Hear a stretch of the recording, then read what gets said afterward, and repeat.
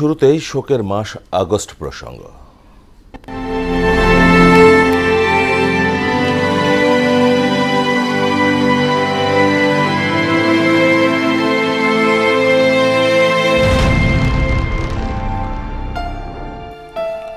শুরু হলো শোকের মাস আগস্ট। ১৯৭৫ সালের এ মাসেই বাঙালি হারায় তার হাজার বছরের শ্রেষ্ঠ সন্তান, জাতির জনক বঙ্গবন্ধু শেখ মুজিবুর রহমানকে।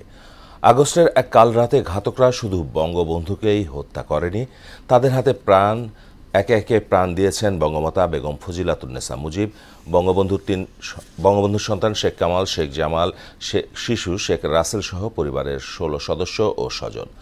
২০০৪ সালে এই আগস্টে আবার ফিরে আসে কলঙ্কিত গ্রেনেড হামলা নিয়ে। বাকিটা জানাচ্ছেন ওবায়দুল হক মারুফ। বাংলার হাজার বছরের সেরা মানুষ শেখ মুজিব। শোকাবহ আগস্টের শুরু আজ। বাঙালির অসীম বেদনার মাস।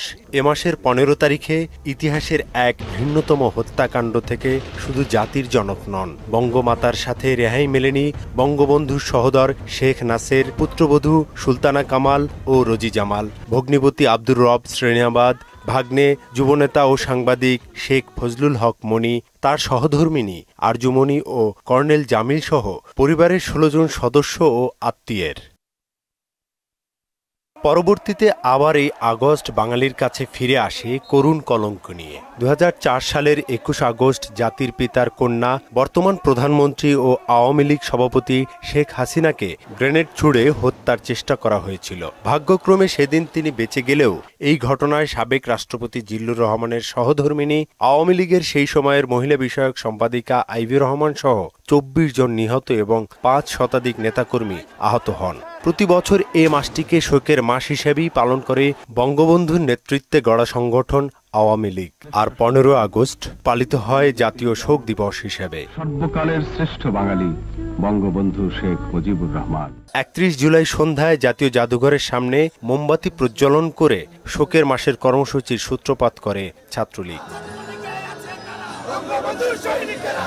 বৃহস্পতিবার সকাল ১১টায় রাজধানীর কৃষিবিদ ইনস্টিটিউটে কৃষক লীগের রক্তদান কর্মসূচি ছাড়াও মাসব্যাপী নানা কর্মসূচি পালন করবে আওয়ামী লীগ সহ দলের সহযোগী সংগঠনগুলো। পালন করবে বাঙালি জাতি, বাংলাদেশ।